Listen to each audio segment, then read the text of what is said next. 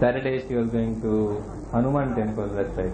And Sundays she used to come here. So she was just explaining that if you want to get your material desires fulfilled, you must always approach God, and you must approach God in the right way. If you don't approach God in the right way, then God does not fulfill your material desires. So I was trying to explain to her that in actual fact, what is real religion? What is real religion? What is the topmost religion? Of course, there are many religions. There are religions which recommend that you should do this, and if you do this, you get that, and if you do X, you get Y, and so on and so forth. But what is real religion? What is real religion? Because I remember my friend's father had a heart attack and he was admitted in Bridge Candy Hospital. So when I went to see him, I said, "Why don't you pray to God? You'll get more peace of mind." He says, "I don't believe in God. Because all I know about people are they're praying to God that God give me this, God give me that." And this has turned me away from religion, because I feel that if God exists, He is certainly not sitting up over there to fulfill all our petty little desires. And he says, "My auntie does so many novenas and she does this and she does that, and she feels that her desires are fulfilled by this saint and that saint." I don't believe in all these things. So that has turned me off religion completely. So I was explaining to this neighbors of mine the same thing that I explained to my friend's father, that what is the topmost religion? What is the topmost religion? In fact, in the Srimad Bhagavatam it is clearly stated what topmost religion is. In the Srimad Bhagavatam it is said that Savai Pumsam Paro Dharmo Yato Bhakti Radhok Saje Ahaituki Apratihata Yayama Suprasiddhati. It doesn't say that the topmost religion is Hinduism or Islam or Jainism or Judaism or Sikhism or Christianity. It doesn't say any of those things. It says the topmost religion is that religion which helps you to develop love of God. That is the definition of the topmost religion. The topmost religion is that religion that helps you to develop love of God. That is the topmost religion. And furthermore it says that for this religion to fully satisfy you, it must have two characteristics. That the topmost religion has got two characteristics. What are these two characteristics? One characteristic is that it should be unmotivated, and the other is that it should be uninterrupted. That it should be uninterrupted and it should be unmotivated. I remember in the last Bhagavad Gita course we had, one young lady was brought by her friend here for the course, and afterwards she was telling him that, "You know, I come from a very pious family, and it's true that we go to Nathdwara and we worship Krishna and all these things. But," she said, "what I don't understand is that throughout these 7 days lectures that he was conducting, he was saying again and again and again that you must do everything for Krishna." He said, "Yes, we worship Krishna in the morning, we do seva in the afternoon, in the evening, we chant little bit of round here and there, but then we lead a normal life." So I said, "What's a normal life?" "So we go out, we see movies, we watch video, we watch television, we have parties, we do all these things." So I explained to her that what is the meaning of true religion. True religion is that it is uninterrupted. What do you mean by uninterrupted? Uninterrupted means religion becomes your life. That is true religion. Religion is not 10 minutes in the morning for God and 10 minutes in the evening for God, and if you get a little time in your lunch break, you can add a 2-3 minute bonus over there. Not like that. True religion is religion that begins and ends from throughout your waking hours. It begins from the time you get up and it continues till the time you sleep. Through all your conscious moments, you are remembering God. It's not that you pray to God for some time in the morning and then turn on the TV set and you watch Chhayageet for some time, forgetting all about Krishna, and then after some time you may go for a cocktail party and again you've forgotten all about Krishna, and then when you come back again you remind yourself about Krishna. No, that's not true religion. That's not the topmost religion. The topmost religion is that it is uninterrupted. That means from beginning till the end you are constantly submerged and absorbed in thoughts of God. The very food that you eat, the prayers that you say, when you go to work you are remembering God, if you are working at home you are remembering God, when you are dealing with your husband or wife you are remembering God, when you are dealing with your children you are remembering God, and nothing that is likely to make you forget God is allowed to come in your life. That is the meaning of uninterrupted. So Topmost religion has two characteristics. One is it's uninterrupted. This is what I have already discussed. And the second is that it is unmotivated. Unmotivated religion is the topmost religion when it is uninterrupted. What do you mean by unmotivated? Unmotivated means that we do not ask God for anything. We do not ask God for anything. This is the meaning of unmotivated religion. But people are always asking God for something. I remember there was a song, I think it was by Aretha Franklin. Oh God, will you give me a Mercedes Benz? My friends, they all drive Porsches, I must make amends. So people are always asking God, give me this, give me that, give me this, give me that. But the topmost religion means you do not ask God for anything. Anything. Nothing you should ask God for. This is the definition of true religion. It should be uninterrupted and unmotivated. And what do we mean by unmotivated? The best example is given to us by Lord Chaitanya Mahaprabhu himself when he comes in the guise of a devotee. And what does he say? He says, Na dhanam, na janam, na sundarim kavitam va jagdish kamaye, mama janmani janmanishware bhavatat bhaktir ahaituki tvai. Na dhanam, I don't want wealth. Who in this room can say that with a clean and honest heart? I don't want wealth. He says, I don't want any wealth.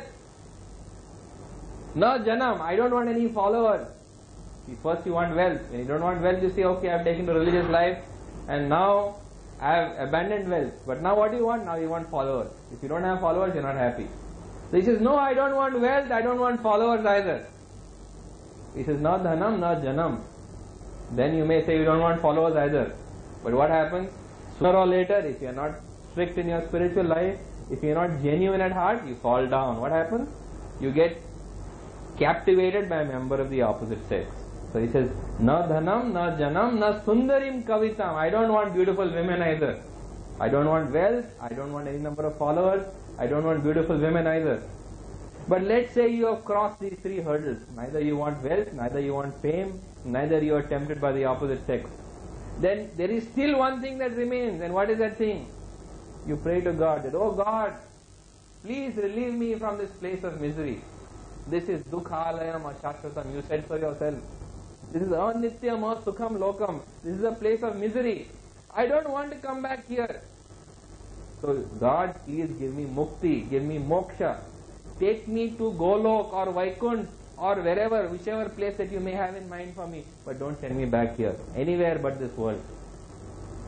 So when you pray to God for wealth, you pray to God for followers, or you pray to God for members of the opposite sex to entertain you, or you pray to God that, okay, I don't want all these things, but God, please deliver me from this world. You want moksha. But Chaitanya Mahaprabhu shows that he is rejecting all these things. He says, na dhanam, na janam, na sundarim kavitam va jagdisha kamaye, mama janmani janmanishware bhavatat bhaktir ahaituki tvai. He says, I don't want wealth, I don't want followers, I don't want beautiful women. He says, I don't even want to be liberated from this world. I simply want to come back again and again and again. I want to be reborn again and again and again so that I can serve you.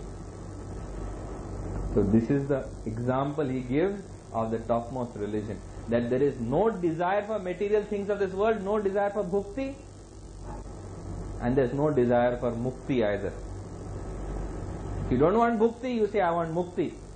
And there are those who are satisfied with having siddhi.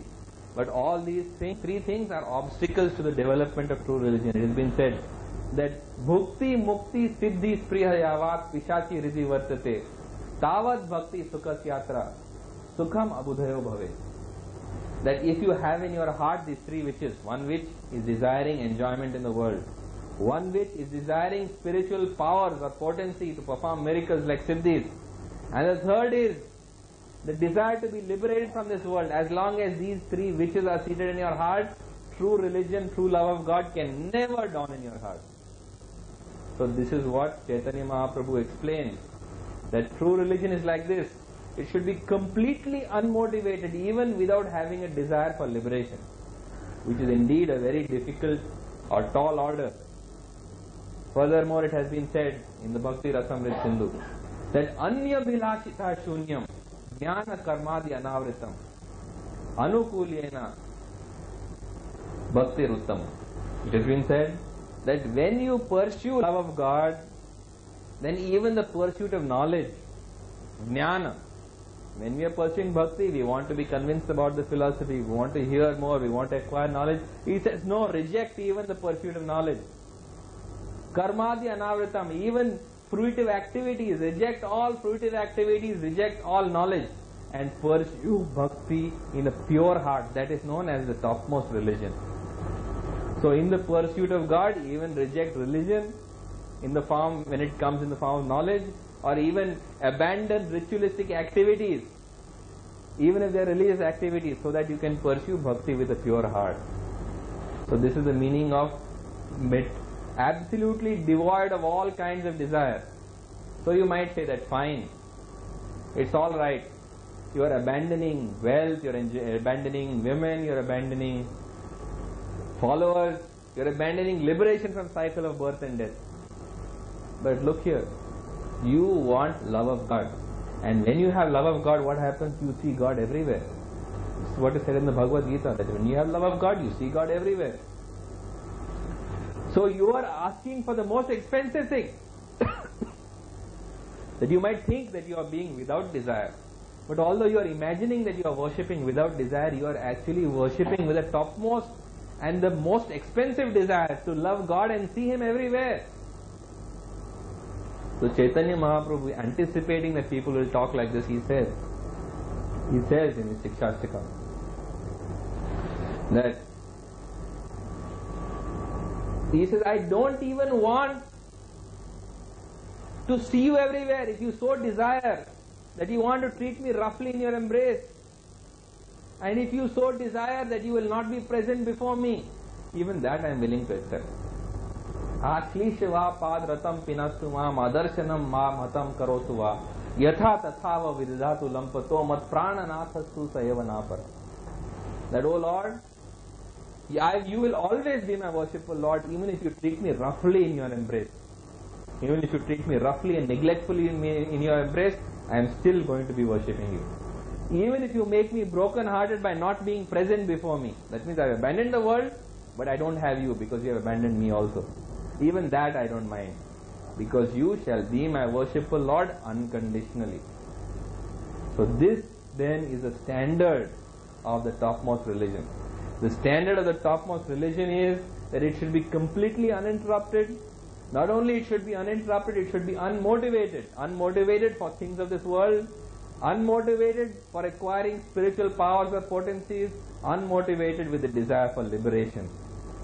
And finally, even unmotivated to the extent that you don't even mind if God Himself is not present before you, or you are not able to see God in things around you. Even that you should be willing to abandon. That is the extent to which you have to be completely free of desire. So when you explain this to people, they say, that's a very, very tall order. What can we do? You may say that your religion is like this, but then what am I supposed to do? Because my heart is filled with material desire. I have material desire coming out of my ear. In fact, the other day, one of my friends was telling me, he says it's good that we should have somebody to teach us about spiritual life. In spiritual life, we should have a guru. But we should also have a guru in material life who teaches us how to make money. We should have both gurus. He was just telling me this. So what to do if you are filled with material desire? You cannot hope to achieve that standard where you are completely devoid of material desire. Then how can you match the standard of the topmost religion? As a matter of fact, we are here in this world because of material desire. So that's not surprising that all of us have material desire. In fact, it would be surprising if we didn't have material desire. Because if we didn't have material desire, then probably we wouldn't be belonging here. The fact is, we have material desire, and that's why we are here. In the Bhagavad Gita, Lord Krishna says that we are in fact in this material world which is 1/4 of creation. And why are we here? We are here because of material desire. And it is material desire that keeps us here. And foolish though we are, we are unable to let go of our material desires, therefore we are not able to escape from this world. We always promise ourselves life after life. In the Srimad Bhagavatam it is said that the baby in the womb offers prayers. That means all of us who have been babes in the womb, all of us offer these prayers in the womb. That, oh Lord, I am in the most uncomfortable position in my life. I am upside down, I can't move my hands or my legs, and I am held in this position for 10 months. So God, please let me out of here, and I promise you that I'll dedicate my whole life to you so that I don't have to come back in this place. But it has been stated, we come into the world from between a woman's legs and we spend the rest of our life trying to get back there. Because that is precisely what we do. We are overcome with material desire, we are overcome with lust, greed, anger, envy, illusion, madness, and sure enough we go all the way back. And next time also we pray to God that, oh God, please let me out. This time I promise you I won't break my promise. I shall always remember you throughout my life without desire, and I shall not come back to this place again. But we come back again and again and again. In fact, Prabhupada always used to give this example of how they catch monkeys. You know how they catch monkeys? They catch monkeys in a very interesting way. You keep a glass bottle fixed in the ground, and in that glass bottle you keep a few trinkets. And these trinkets, in the sunlight, they appear very attractive. And the monkey comes, he puts his hand in the glass bottle, and when he puts his hand in the glass bottle, he catches hold of the trinkets and he wants to take his hand out. But the neck of the bottle is so narrow that he can simply put his hand inside. The minute he forms a fist, he can't take his hand out. So holding those trinkets in his hand is stuck inside the bottle, and he knows he can take his hand out the minute he leaves the trinket, but he can't bring himself to leave those trinkets because he wants those trinkets. And the bottle being firmly fixed in the ground, he can't take the bottle away either. Neither can he turn the bottle upside down. And the hunter comes to catch the monkey. And the monkey sees the hunter coming, and he knows that all he has to do is simply to open his fist and he's free. That's all that he has to do. He just has to open his fist and he's free. But he just cannot open his fist. And the hunter comes closer with a noose in his hand and he's going to strangle the monkey. The monkey knows it. The monkey knows that because he's been raiding this orchard, this man has put up a trap to catch him, and now that he's caught, he's going to be strangled. And he knows also all he has to do is to leave those trinkets, and he's out, he's free. But he cannot leave those trinkets, therefore he meets death. And all of us, we are all like that monkey. We know intellectually everybody is convinced. There's nobody in this room who's not convinced intellectually that we are here because of material desire. When I said we're here because of material desire, everybody was nodding away. Yes, yes. We're all here because of material. And I also said that all you have to do to get out of here is to leave the material desire. Everybody said yes, that's true. Very true. But just like the monkey, we simply cannot let go of that material desire. Therefore, because we are not able to let go of that material desire, we will be caught again and again and again and again. I have another friend who's atheistic. He doesn't believe in God. Well, at least he was my friend until I became a devotee. Now he doesn't consider himself my friend because he thinks I have gone mad. So he was telling me, he's saying, what is the need to worship God? He's saying, what is the need to worship God? He says, everything that I have got in this world, I have got without worshipping God. Everything that I have. All that I have to do is I have to strongly desire something, and sure enough, in course of time, that desire is fulfilled. So when I can myself fulfill that desire, then what is the need to approach God and pray to Him? A very, very practical question he was asking. Why should I approach God? Because I simply have the desire in my heart, and sure enough the opportunity comes up and I work hard and I fulfill that desire. So who needs God anyway? Why do we need God? So I was explaining to him that yes, it is true that you don't need to pray to God to fulfill your material desire. You simply need to desire. And if you desire, that desire is fulfilled. But who is fulfilling that desire? God is fulfilling that desire, even if you are not approaching Him. I gave him the example. I have a young 6-year-old son, and I am a mundane father to this son. He is a spirit soul. I am not in any way connected to him except through my body and through my mind. But when my young son, he looks into the shop window and I see on his face that expression of desire, and I know that my son wants something very badly. What do? He doesn't even have to tell me, Daddy, please buy that for me. Before he knows what's happened, I've already purchased it and given it to him. Why? Because I can see on his face the desire for it. I know he wants it very badly. And therefore, out of love for him, I go and purchase it and I give it to him. So when a mundane father, I was explaining to him, a mundane father, he can be so keen to fulfill his son's desire, then what to speak of the eternal Father? Krishna says in Bhagavad Gita, Pita ham asya jagato, mata dhata pitama. He says, I am the father of this universe, I am the grandsire of this universe, I am the mother of the universe. So he is all three. Not only is he father and mother, but he says grandfather. Why grandfather? Because grandfathers are always spoiling their children. They know that when their grandchildren grow up to be real spoiled adults, they are not going to be around. So they don't mind spoiling them. So Krishna says, I am father, I am mother, I am grandsire. And Krishna also says, he says in the Isopanishad, he also says in the Srimad Bhagavatam. In the Isopanishad he says, I am seated in the hearts of all living entities and I am fulfilling their desires from time immemorial. In the Isopanishad, Krishna is saying that I am seated in everybody's heart and I am fulfilling their desires from time immemorial. In the Srimad Bhagavatam, the Lord says, what is the Lord in Srimad Bhagavatam? He says, I am seated in the hearts of all living entities and my eternal pastime is fulfilling the desires of everybody. Just see that God is fulfilling the desires of everybody. And number two, He is seated in your heart. And number three, He is your father, mother and grandfather. And we put these three things together and you know that you don't really have to worship God to fulfill your desire. Because first and foremost, He already knows your desire. He often knows your desire before you know it. Very often a desire remains in a subconscious state in your mind and you haven't even expressed it in thought, what to speak of speaking it aloud or acting to fulfill that desire. It's existing in a seed in your subconscious mind. It's called a karma bead. But the knowledge of that seed is already known to the Lord because He is seated in your heart.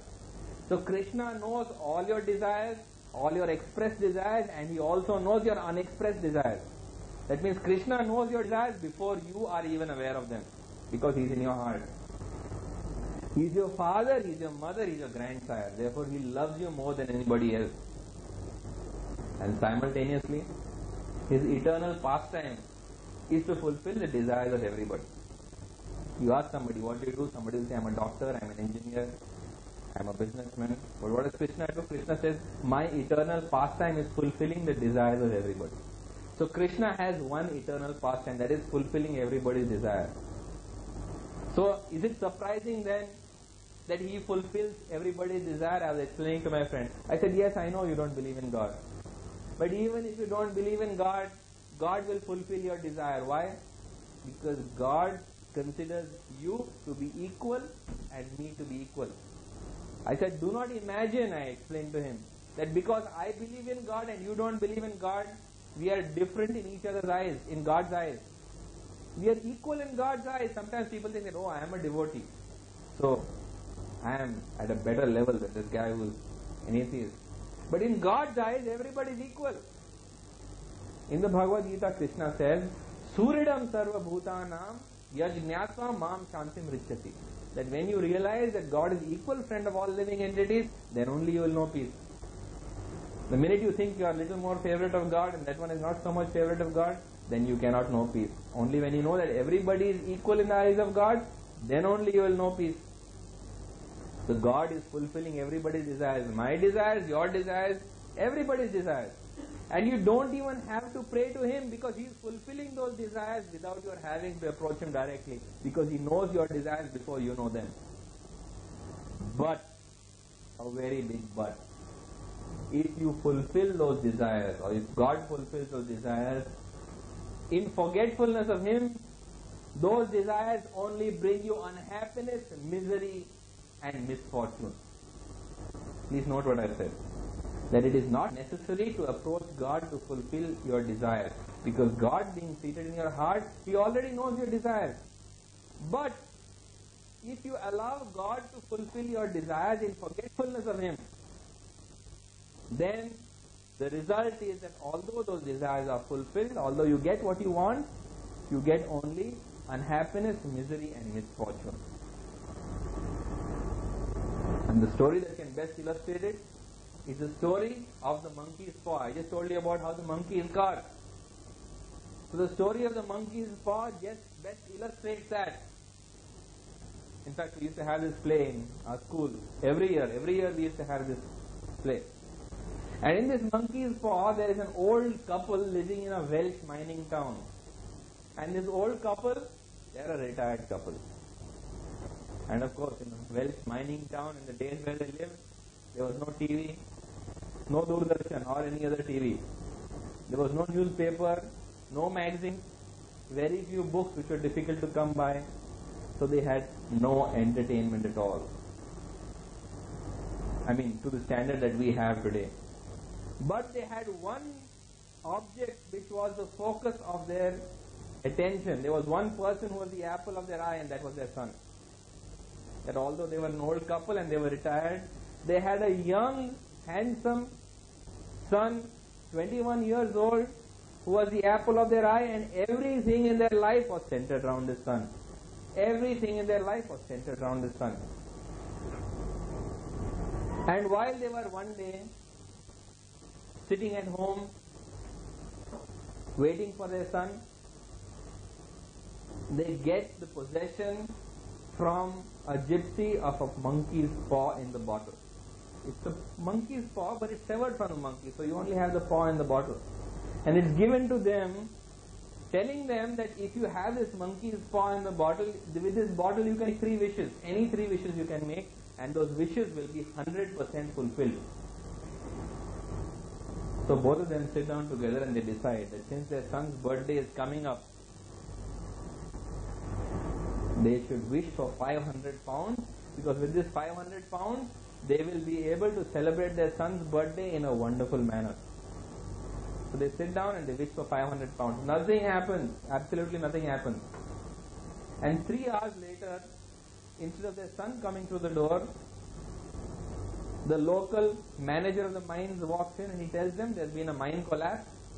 And as a result of the mine collapse, your son has been completely crushed to death. And his body has been so mangled that we advise you not even to come and try to identify it. He has been completely crushed to death, and we are very sorry. And this couple is completely shattered. But before this manager goes, he tells them that in compensation we give you a check of 500 pounds. So they wanted the 500 pounds, and they wished for this 500 pounds. They've got the 500 pounds, but they've lost their son. You think that 500 pounds makes them happy? It doesn't make them happy at all. So they are completely distraught at the loss of their son. The 500 pounds means nothing to them. And 2 days later, on their son's birthday, after a quiet dinner, they are sleeping. They can't sleep at night, so they gather around the dining table. And each of them is completely torn with misery, and they decide that they still have 2 wishes left in the bottle. So let us wish that our son is alive again. So they wish that let our son be alive again. This was what they wish at night. And 2 hours later, in the middle of the night, they hear somebody crawling on the path in front of their house. And they also hear somebody banging the door and trying to talk to them in very inaudible, inarticulate voice, because they realize now that their son has dug himself out of the grave, and in that mangled body he has re-entered the dead body, and now he has dragged himself to their house and wants to come in. So once again they are absolutely disturbed, because although they want their son, they don't want their son in this condition. Once again that desire has been fulfilled, but that desire has been fulfilled in a way they don't really want. So finally, in desperation, they wish that their son was dead again. So they had 3 wishes. One wish, 500 pounds, they lost their son. Second wish, they want their son back. They realize they don't want their son in that shape anymore. And the third wish, they wish he was dead again. So this is the result of all desires made and fulfilled in the absence of God consciousness. Yes, God fulfills all desires. But if we fulfill desires you in absence of His consciousness, those desires which are fulfilled bring you only misery, misfortune and unhappiness. After all, what is the monkey's paw? The monkey's paw, when attached to the monkey, is a very useful thing indeed. For the monkey it's a very useful thing. But when the paw is cut off from the monkey's paw is separate from the monkey, it only brings unhappiness and misery. So also, we are a part of God, we are part and parcel of God. And when we separate ourselves from God by not remembering Him, when we separate ourselves from God by completely forgetting about Him, and we pursue our own petty desires in forgetfulness of God, then every desire of ours which is separate from consciousness of God is fulfilled like this monkey's paw. We fulfill the desires, but with every desire that is fulfilled, we get misery, misfortune and unhappiness. This is what I explained to my friend. I said, yes, your desires have been fulfilled without worshipping God, but are you a happy man? If you are a happy man, then why do you look so miserable? He said, yes, you are right, I am not a happy man. So I said, this is what I am trying to explain to you. That yes, you need not worship God, your desires will be fulfilled anyway. But although your desires will be fulfilled anyway, even if you don't worship God, those desires which are fulfilled in forgetfulness of God will bring you only misery, unhappiness. And finally you will wish that they had never been fulfilled. I have another friend, and he is a great devotee of Lord Shiva. He is a great devotee of Lord Shiva. Of course, I am also a devotee of Lord Shiva. But I am in knowledge of the fact that Lord Krishna is the Supreme Personality of Godhead, and by worshipping Him, you need not worship anybody else. But my friend doesn't understand that. So he was telling me, he says, I have worshipped Lord Shiva since childhood, and Lord Shiva has fulfilled all my desires. Every desire that I have, Lord Shiva has fulfilled. Don't think that Lord Shiva is called Bhola for nothing. He is easily pleased, he is Asutosh. So you pray to Him for anything, He will give it to you. And I am doing wonderfully. Just see my business. Since I have taken over from my father, I have multiplied it 4 times. I drive around in a Mercedes Benz, and I am doing so well. All by worshipping Lord Shiva. Don't you think it's time you change? He's asking me. Don't you think it's time you change? Switch over and worship Lord Shiva and you see the result. So in the Bhagavad Gita, Lord Krishna says, He explains the position of those who worship the demigods. He says, Kamaistesya hritanyana prapadyante nya devata. That those whose hearts are distorted by material desires, they worship the demigods. And he also says, Antavattu phalam tesham tadapi alpamedasham. That it is people of small intelligence who worship the demigods, because the fruits that they get, they are limited and they are temporary. I said, yes, you have worshipped Lord Shiva, and Lord Shiva indeed has fulfilled your desires. But I explained to him, the fact still remains that although your material desires have been fulfilled, have you become a better person? By worshipping Him, have you become a better person? Have you lost lust, anger, greed, envy, illusion, madness from your heart? Or has it increased? In fact, I gave him the example. I said, who do you think is the greatest devotee of Lord Shiva in history? If you look up all the historical scriptures and you try to find out who was the greatest devotee of Lord Shiva, you find out that the greatest devotee of Lord Shiva was, yes, Ravan. So I said, Ravan was the greatest devotee of Lord Shiva. And Ravan was such a great devotee of Lord Shiva that nobody has ever been able to match his devotion to Lord Shiva. And as a result of the devotion of Ravan to Lord Shiva, what did Ravan get? Ravan got Lanka, city of gold. The whole city was a city of gold. He had the most powerful army. He had the most beautiful women as his wives. This was the state of Ravan. But I asked him, although Ravan fulfilled all those material desires, in fact, Ravan, let me elaborate further, wanted to build a staircase to go to heaven. Sometime back I think there was a beat group called Led Zeppelin which had a song called Staircase to Heaven. So it was Ravan who wanted to build the original staircase to heaven. No need to perform sacrifice, just climb up my staircase and go to heaven. Furthermore, Ravan, he was so happy with the boons that were given to him by Lord Shiva that he tried to kidnap Parvati and enjoy her without Lord Shiva. This is the position of Lord Shiva. That not only he got all the material boons from Lord Shiva, but he wanted to kidnap Shiva's wife and enjoy her without Lord Shiva. This is what his mentality was. So I said, did Ravan become a better person for it? Or did Ravan become a bigger demon? So by worshipping Lord Shiva and fulfilling his material desire, did he become a better, purer, nobler, more saintly person, or did he become a bigger and bigger demon? He said, yes, it's a fact, he was the biggest demon. So I said, that is the result of worshipping the demigod. Because of demigod, they fulfill your material desire for all the devotion or everything that you do for them. But they are unable to purify your heart. They are unable to purify your heart. That although by worshipping the demigod, your material desire is fulfilled, simultaneously they are unable to purify your heart, so that what happens? You become a bigger demon. I said, on the other hand, look at the case of Dhruv Maharaj. Dhruv Maharaj wanted to have a kingdom greater than his grandfather's, and he worshipped the Supreme Lord with only that aim. But he was guided by a spiritual master who was Narad Muni. Therefore he knew whom to worship and how to worship. So being directed by Narad Muni, he worshipped Narayan. He worshipped Lord Krishna.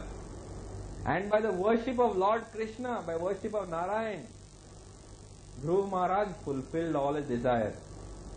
In fact, the Lord personally came to give him darshan. Lord Narayan personally came in front of Dhruv Maharaj. And coming in front of Dhruv Maharaj, he told Dhruv Maharaj that you have prayed to me and performed austerities and sacrifice and worship and devotion to get a kingdom greater than your grandfather's, and you have it. You shall have Dhruv Alok to be named after you. But what did Dhruv Maharaj say? Dhruv Maharaj told him just one thing. Dhruv Maharaj told the Lord when he saw him, he said that Sthan Abhilashi Tapaso Sthito Aham, desiring a position, a material position, I perform great austerities to see you. Sthan Abhilashi Tapaso Sthito Aham, Swam Praptvan Dev Muni Indra Bhuyam, and you who are not seen by even Indra and the great Munis, you have become present before me. Kacham Vichinvan Api Divya Ratnam, Swamin Kritharto Asmi, Varam Nayache. It's true, I was worshipping you with material desire. But now that I have seen you, I realize I was looking for broken pieces of glass, and I have now come across a jewel. So now I don't want my material desire that I asked you for. Now that I have seen you, I have no further desire for what I had asked you. Although I was worshipping you for a position, now that I have seen you and got vision of you, that desire is gone. I don't want that desire fulfilled at all. This is the result of worshipping the Lord. That yes, the Lord does fulfill your desire. But He fulfills your desire in such a way that along with the fulfillment of your desire, He also takes away the capacity to generate further desire. He fulfills your desire in such a way that although your desire is fulfilled, no further desires arise. It has been said in the Srimad Bhagavatam. Satyam dishatya arthito arthito ninam naivarthado yat punar arthito yata swayam vidate bhajatam anichatam ichha pida nam nij pada palavam. That yes, it is true that God fulfills your desire. If you worship the Supreme Lord, yes, He fulfills your desire. But He fulfills your desire in such a way that you have no further desire. How does He do that? Because although you don't want it, He gives you bhakti. You are worshipping Him for material desire. But although you are worshipping Him for material desire, although you have not asked for anything else beside material desire, He not only gives you material fulfillment of that desire, but He simultaneously gives you bhakti. And when you get this bhakti, you have no further desire. This is the nature of the Supreme Lord. That He fulfills your material desires, but He fulfills them in such a way that you have no further desires coming up. Actually, material desire is like an itch. Has anybody here had an itch? Please put your hands up. Okay, if you are feeling embarrassed, you need not do that. But I can see most of the hands went up. So everybody knows what is an itch. An itch is something that forces you to scratch. It forces you to scratch.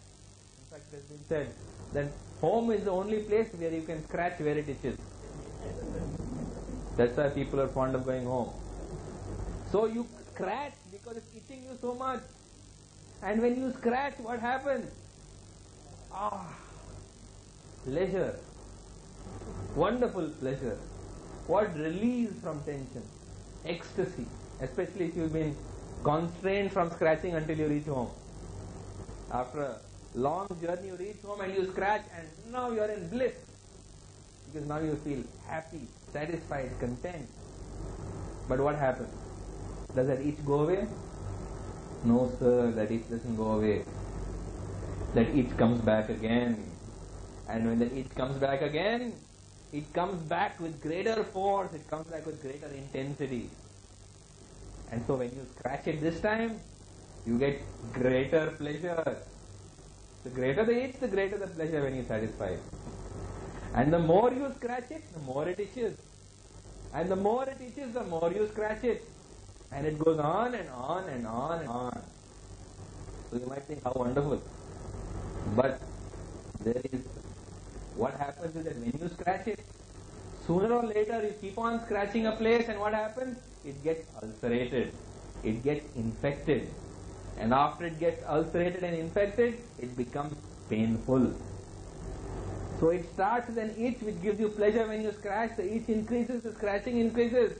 And eventually it becomes an open sore which is painful to you.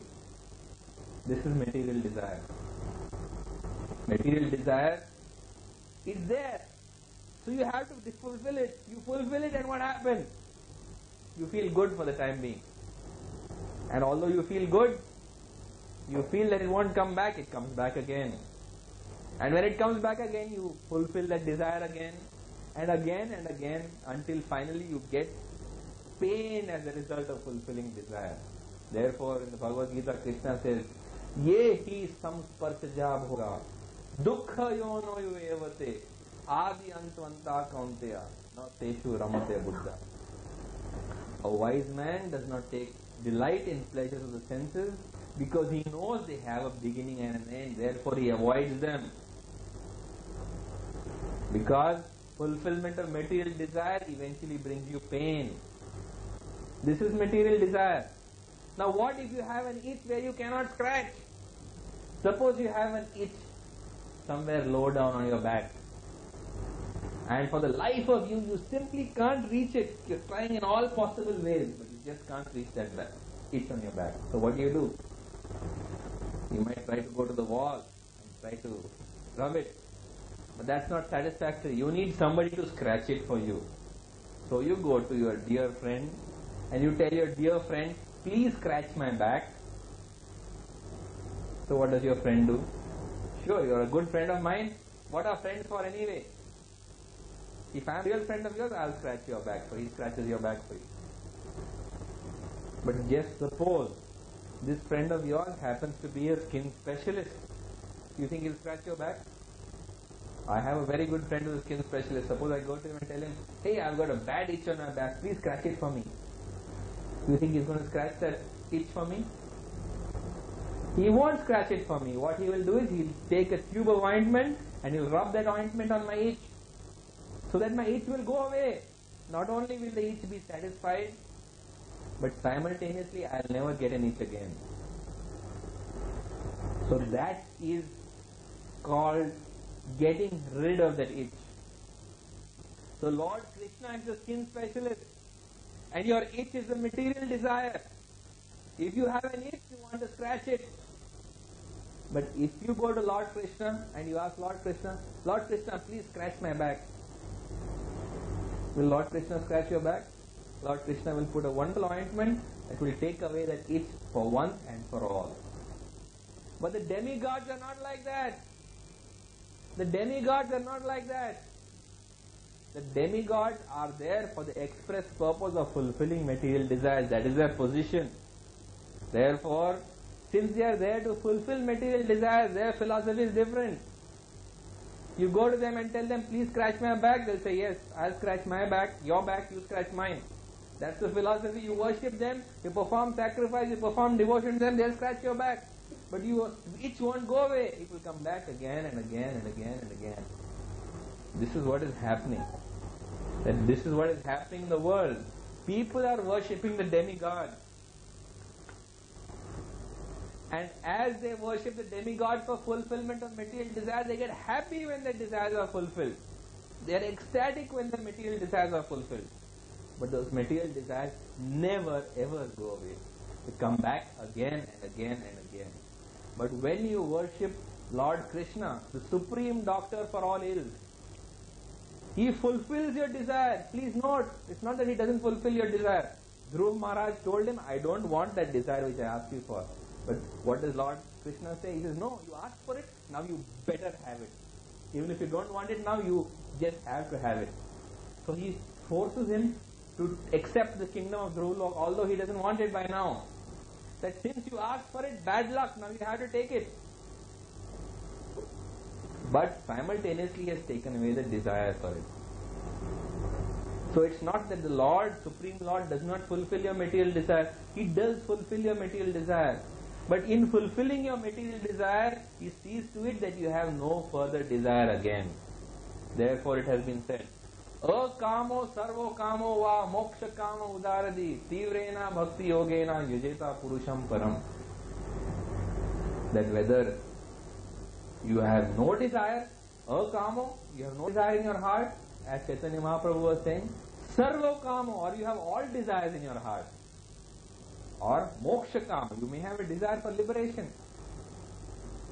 In all circumstances, simply worship the Supreme Personality of Godhead, because that is the only way. That whether you have no desire, whether you are full of desire or you desire liberation, in all circumstances worship the Supreme Personality of Godhead. My mother-in-law was telling my wife that you should be very careful in religious life. Because if you are too religious, what happens? God takes away everything from you. And especially be careful of Lord Krishna. It's okay you are worshipping Durga or Ganesh or any of these benign entities. But Krishna, he is the greatest trickster.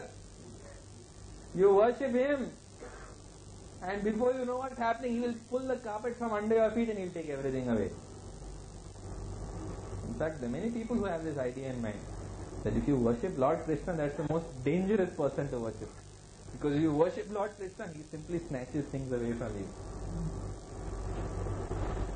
So, what is the truth behind the matter? The truth behind the matter is that it's a fact. It is a fact. Krishna takes things away from you.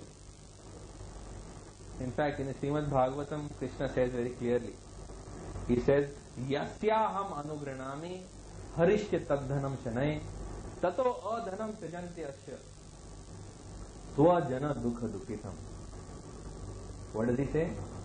He says, Lord Krishna says, that when somebody becomes especially dear to me, and when he becomes especially dear to me, and he also has material desire, what do? I take away all that he possesses. I take away his wealth, I take away his position, I take away his name, his fame, I take away everything. And then this poor fellow, when he's got nothing left, his relatives also abandon him. When Krishna takes away everything, his relatives, his friends, everybody abandons him. And then this poor guy, now he's got nothing to depend on in the world, so he turns to me with full heart. Wholeheartedly he turns to me.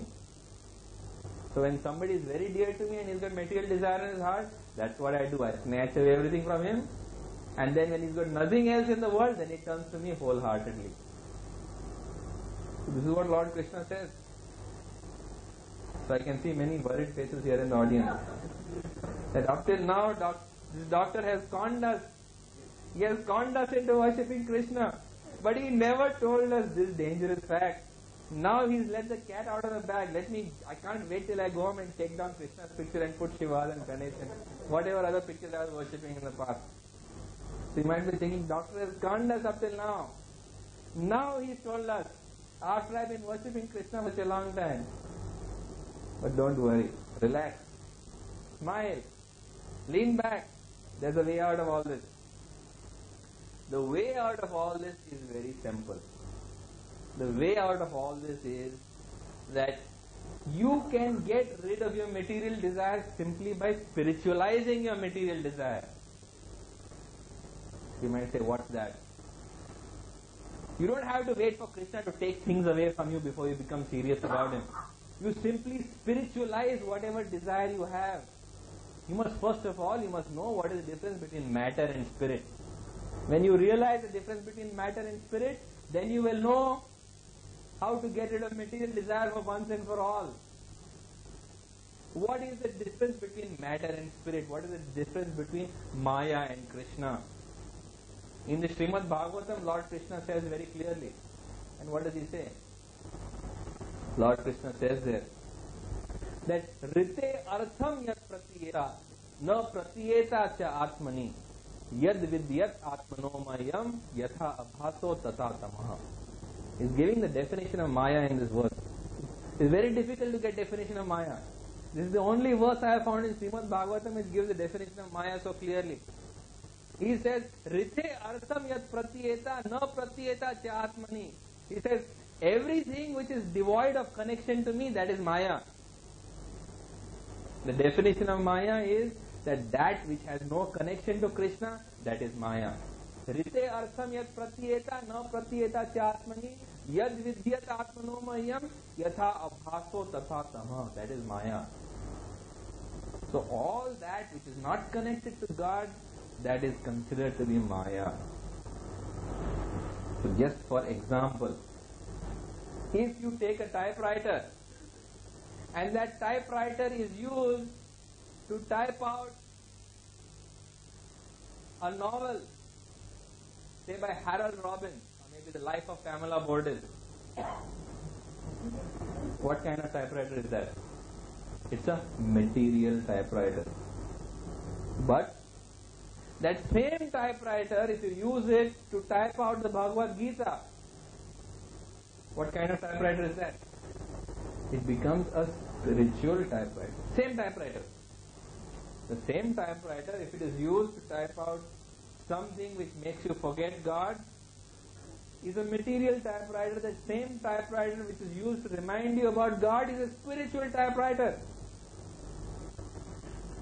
So it's very, very simple to spiritualize your material desire. All that you have to do is that everything that you have, you use it in the service of Lord Krishna.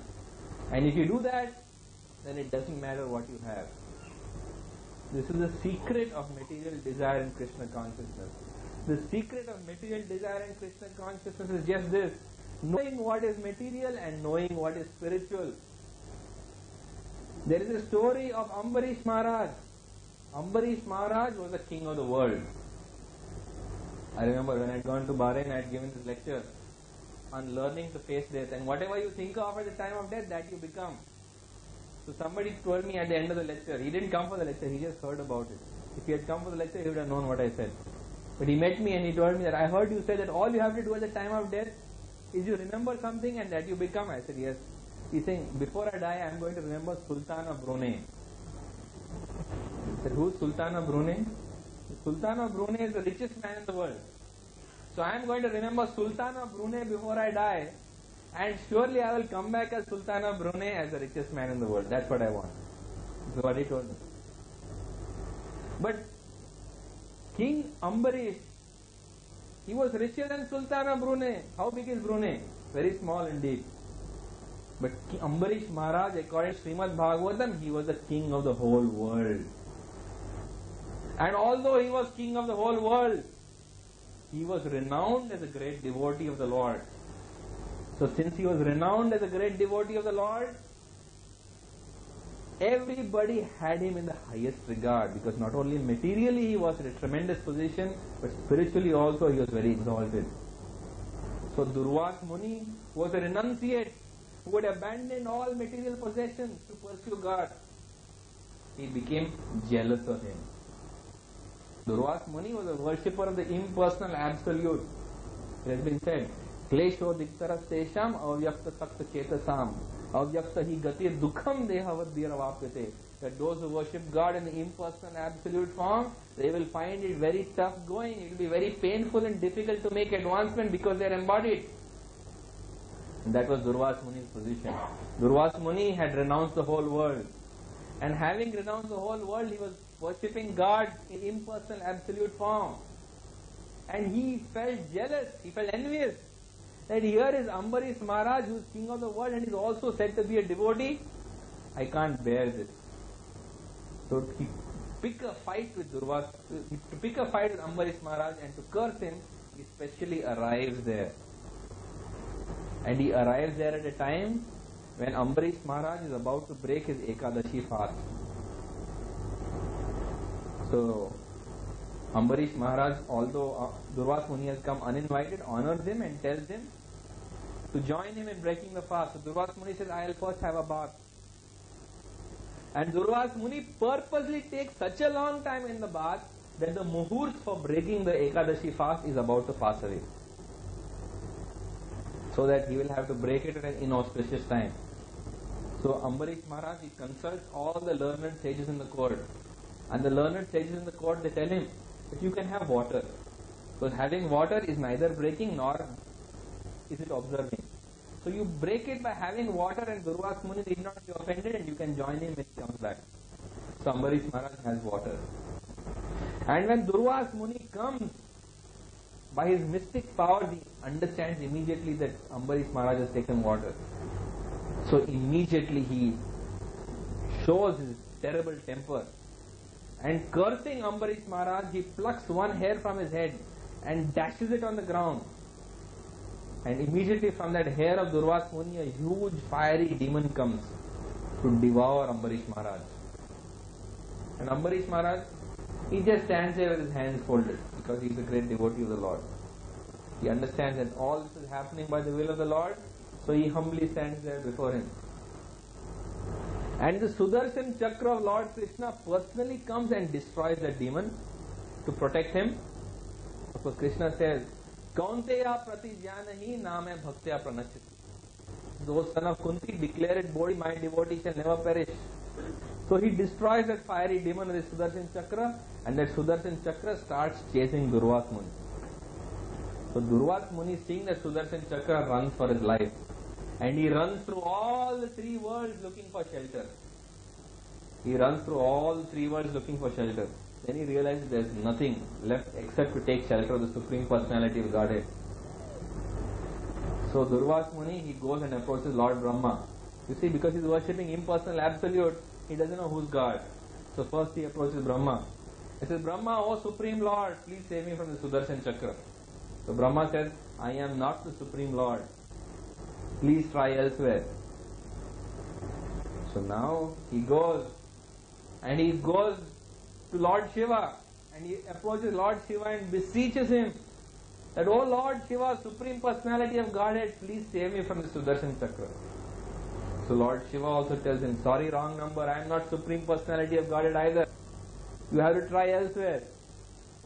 So finally Durvas Muni takes shelter of Lord Narayana, Krishna, and approaching him, he tells him that, "Oh Lord, now you please help me. Save me from the Sudarshan Chakra." So what do you think the Lord says?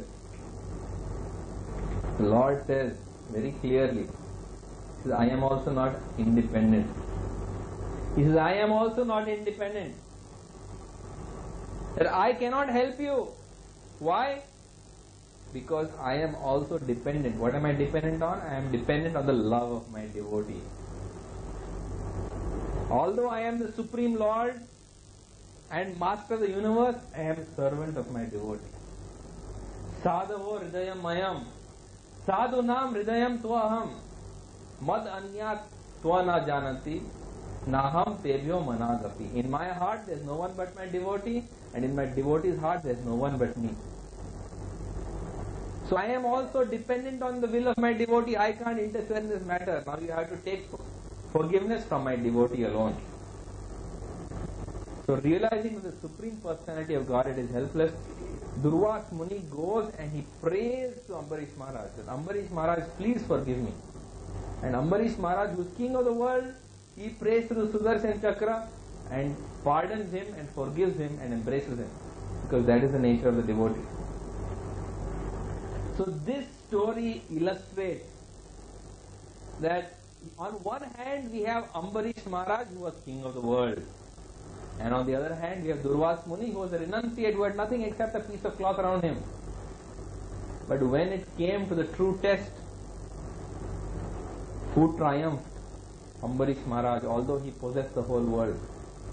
Why? Because he was truly a devotee of the Lord, and there was nothing in his life that was not connected to the Lord. It has been said and described of Ambarish Maharaj that Savai Mana Krishna Padara Vindayor. His mind was always fixed on the lotus feet of the Lord. Vachansi Vaikunta Gunarna Varnane. When he used to open his mouth, he used to speak only about God. Karao Harer Mandira Marjanadeshu. With his hands, he used to sweep the temple of the Lord. With his ears, he used to hear the glories of the Lord. His legs were used in walking to the temple of the Lord and walking to places of pilgrimage. His head, it was always bowed before the presence of the deity of the Lord. His limbs were always used in touching the feet of devotees of the Lord. His tongue was used in tasting prasad that had been offered to the Lord. Everything that Ambarish Maharaj did was directly or indirectly connected to God. Therefore, although he possessed everything that might have been thought to be material, actually nothing he had was material, because everything was spiritual. So those of you who are worried that Krishna will take away everything from you, please understand that all you have to do is to see that everything in your life is directly or indirectly connected with Krishna. And if you do that, then nothing can be taken from you, because in fact nothing belongs to you. Once you give everything over to Krishna in your home, in your life, then Krishna is the caretaker of that thing. Nothing belongs to you, nothing is material anymore, it's all spiritual. So this then is the secret of it all. If you have a house, make it a temple of the Lord. Wherever you go in your house, you should remember Lord Krishna. If you have a wife, engage her in the service of Lord Krishna. If you have children, engage them in the service of Lord Krishna. If you have a job, a business, a profession, directly or indirectly engage yourself in the profession or business, remembering Lord Krishna. And in this way, constantly remember Krishna in all the activities in your life. Yat karoshi, yat ashnasi, yat vihosi dadasi, yat tapasyasi o kaunteya tat kurusva madarpanam. Whatever you do, whatever you eat, whatever you offer, whatever you give away, whatever austerities you perform, do them for me, O son of Kunti. Why do them for me? Because he says, Man mana bhava mad bhakto mad yaji mam namaskuru mam avaishasi yuksevam atma nam mad parayana. Always think of me. Become my devotee. Offer obeisances to me. Be completely absorbed in thoughts of me. And then you shall come to me without fail. This is what Krishna is saying in the Bhagavad Gita. Therefore, Krishna never recommends that you should abandon anything. He says, Sanyasastu mahabhao dukkham aptuma yogata yoga yukta munir brahma na jirenadi gacchati. If you abandon your worldly possessions, what do you get? Dukkham aptum ayogata. Because you are not already situated in divine consciousness, you will get only misery. But yoga yukta munir brahma, but by engaging yourself in acts of devotion, you will achieve the supreme without delay. This is what is said by Lord Krishna in the Bhagavad Gita.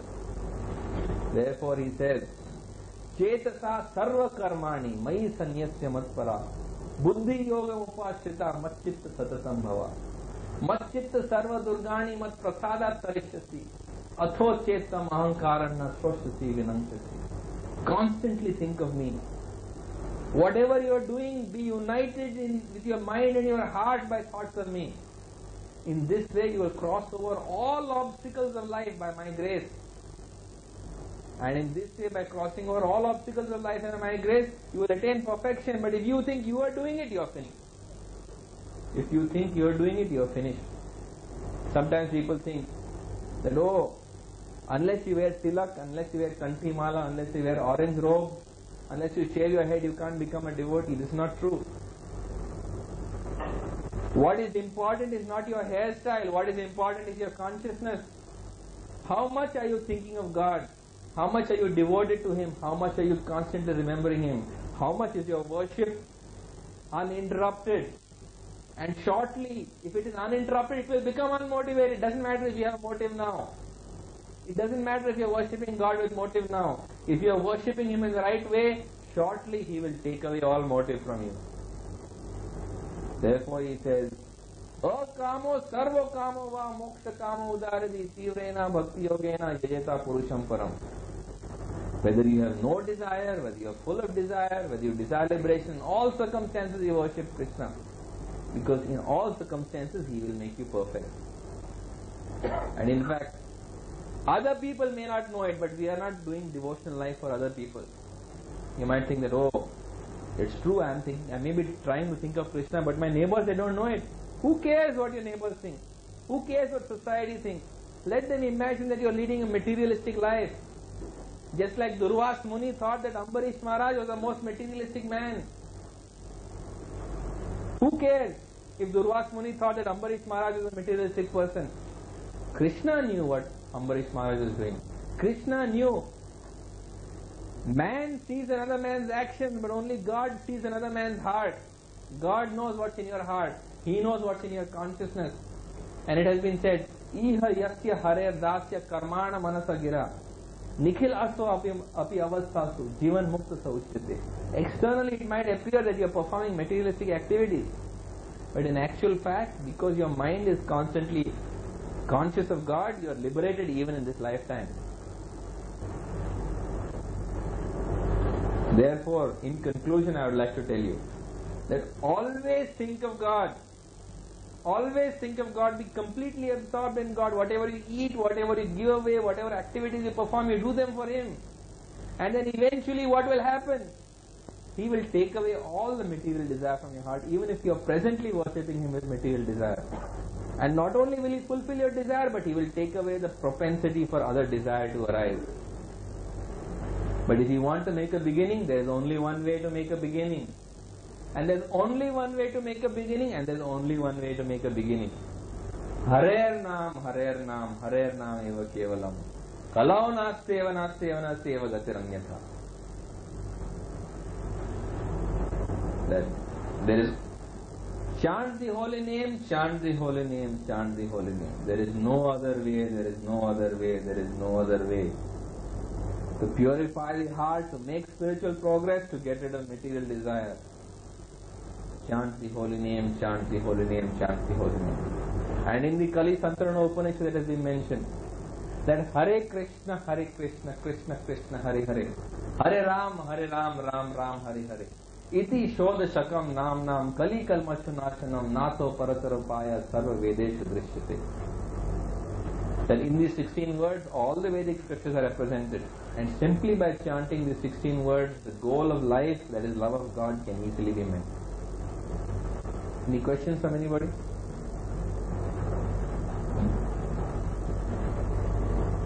Does anybody have any questions on material desire and God consciousness? Yes?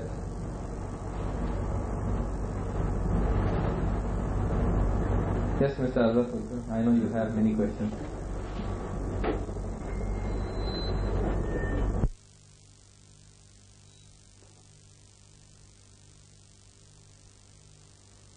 You have said about the material things, but in our practical life, how we have to behave, how we have to act.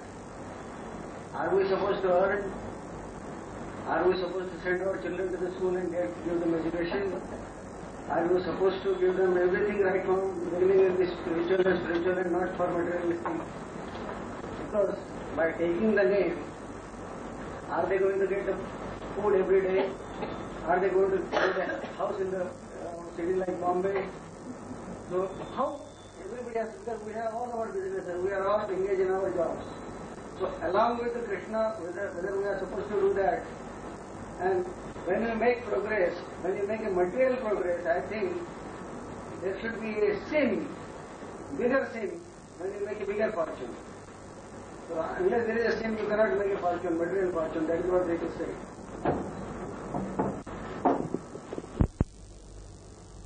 So Mr. Ardapurka's question, as usual, was a very intelligent and thought-provoking question. His question was that should I educate my children or just tell them to chant Hare Krishna and be happy?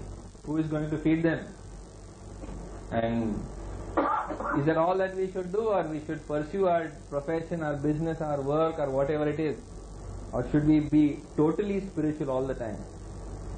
See, try to understand what I have told you. I have never asked you to give up your business, your work, your profession. Neither have I told you not to send your children to school.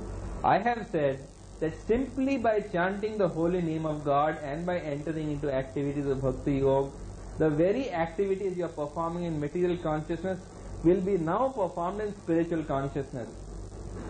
That means that the work you are doing, the school your children are going to, will continue.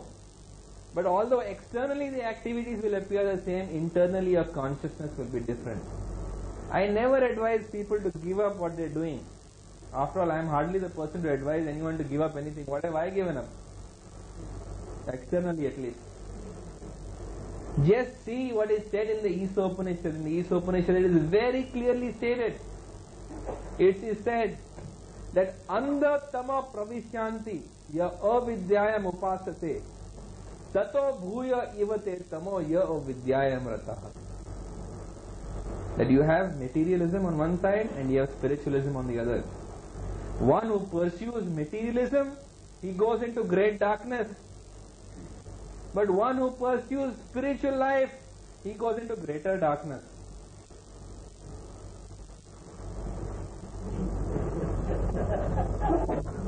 He says if you pursue material life, you go into great darkness. But if you pursue only spiritual life, you go into greater darkness.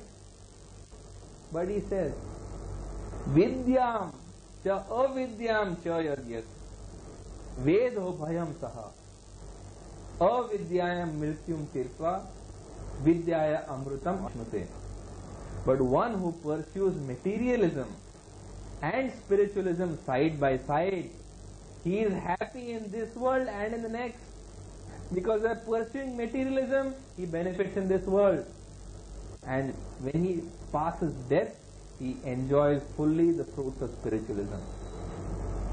So one who pursues materialism and spiritual life side by side, he is happy in this world and in the next.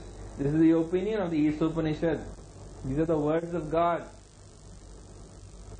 So nobody is telling you not to do your business, your profession, whatever it is. We are saying you simply become God conscious in that.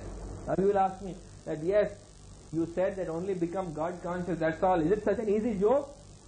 That I should suddenly, I am doing all activities in material consciousness now. Overnight I should suddenly switch over and I should start becoming spiritual consciousness? No, it's not a joke. I never say it's a joke. Neither I say it's simple.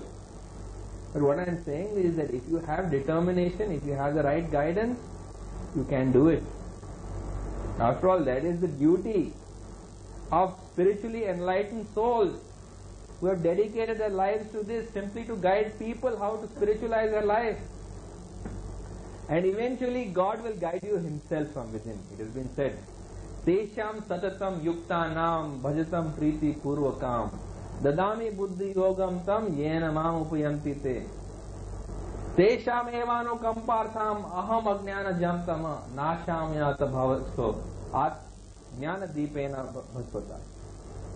That if you are struggling all the time to be engaged in constant service to me, I will enlighten you how to come to me. If you're constantly thinking, oh God, how can I serve you? Oh God, how can I serve you? What are we saying when we chant Hare Krishna? Hare Krishna, Hare Krishna, Krishna Krishna, Hare Hare, Hare Ram, Hare Ram, Ram Ram, Hare Hare. Oh God, how can I serve you? Oh God, please engage me in your service. So when you're praying to God, God hears the intensity, the devotion and the sincerity that you're chanting with, and He enlightens you from within. The Param Guru is seated in your heart and He will enlighten you from within. And externally, when you are ready, the Guru will speak to you from without, and when both these voices coincide, you'll know that this is what you must do. And in this way, He will guide you what you should do in your each individual's life. So without giving up anything but simply changing your consciousness, you can actually spiritualize your life and get the benefits of both material life and spiritual life. Does that answer your question? What about the things? What about the things which are involved in this material world? The question is, what about the sins that are involved in the material world? See, first and foremost, you must have right livelihood. Please understand this very clearly.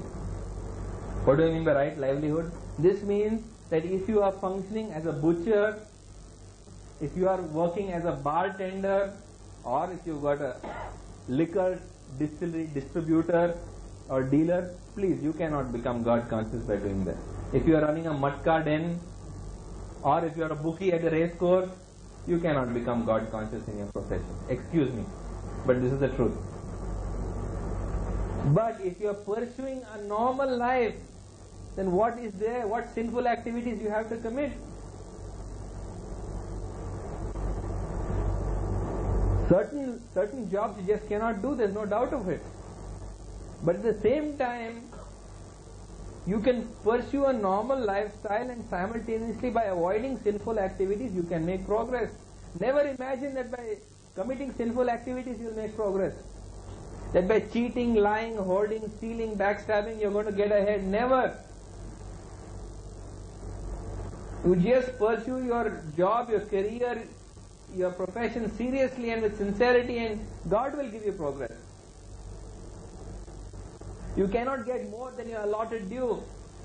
दाने दाने पे लिखा है खाने वाले का नाम. On every grain your name is written.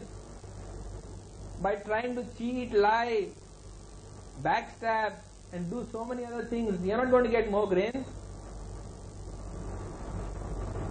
And it's not true that behind every fortune is a great crime. Generally that might be true, but you mean Ambarish Maharaj was the greatest criminal? No, that's not true. I agree with you. Generally speaking, how people are, that is true. But it's not always like that. You have two types of wealth. You have wealth which is pure wealth, which comes from Lakshmi. And you get the other type of wealth that comes from Durga. Durga will give you perishable wealth. Lakshmi will give you eternal wealth, because she will give you not only material but spiritual wealth side by side. Sometimes people say that, oh, we perform Lakshmi Puja every Diwali, but they never worship Narayan. They perform Lakshmi Puja every Diwali, but Narayan is never worshipped. How can you expect Lakshmi to come to your house if you don't invite her husband? Just think logically. If somebody invites your husband to their house, your wife to their house, and tells the husband, please wait outside, will your chaste wife enter that house? Certainly not. Only when the husband is invited will the chaste wife enter. So also, it's not sufficient to worship Lakshmi, you must worship Narayan. Otherwise, you become like Ravan. What did Ravan want? Ravan wanted Lakshmi without Narayan. Therefore, he kidnapped Sita and left Ram behind. So what happened to these people who have Ravan-like mentalities, who want Lakshmi but don't want Narayan? Ram comes and takes away everything. Any other question? Karma. Because according to law of karma, whatever we get, it is the result of our acts, either past or present or future or like that. His question is also another intelligent question. He says that if we get everything according to our karma, then where does this Lord fulfilling your desire come into it? The fact is, Lord fulfills all your desires. And the desires that are being fulfilled today are a result of your yesterday's desires. Not understood? Again, I'll explain it to you. See, yesterday you had some desire. So God said, fine, I'll fulfill desires. So they've been fulfilled today.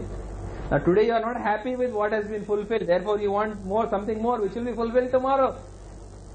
But all desires will be fulfilled, don't worry. And you will continue life after life after life fulfilling all desires in this way. Therefore it has been said that all desires are fulfilled. The fact that you have a desire in mind means that it is going to be fulfilled. You know, there is a famous story about a photographer. At that time they had these old type cameras and he took a film of a lady. And when he removed that plate and he was developing that film, he found that she had smallpox marks on the picture. So he thought the film must be spoiled. So he went to her house to tell her that please come and I'll take another picture. He found she already had smallpox. That before the smallpox marks had appeared on the face, the sensitive film had already captured the smallpox that was about to erupt. So your desires are like that. You have desires, they are actually showing up on film and tomorrow they will be fulfilled. So you ask that how come all my desires are not fulfilled? Simply because that depends on the kind of desires that you have. You have small causes code, you have session code, you have supreme code. If you have small desires, they are fulfilled easily. You want to eat something very delicious, in a very short time it will be fulfilled. I know it's already 9:30. Okay? You have little more complicated desires. They will be fulfilled a little later on. But you have some tremendous difficult desires to fulfill. Maybe you want to become Prime Minister of India. Actually, I don't know who will want this kind of job. But just suppose you have some aspiration idea like that. It will be fulfilled, don't worry, but in time to come. In time to come. So all your desires will be fulfilled, and simply because when you fulfill one desire, you want another, you will keep on coming back again and again and again. Have you understood? Millions Yes? of people are hungry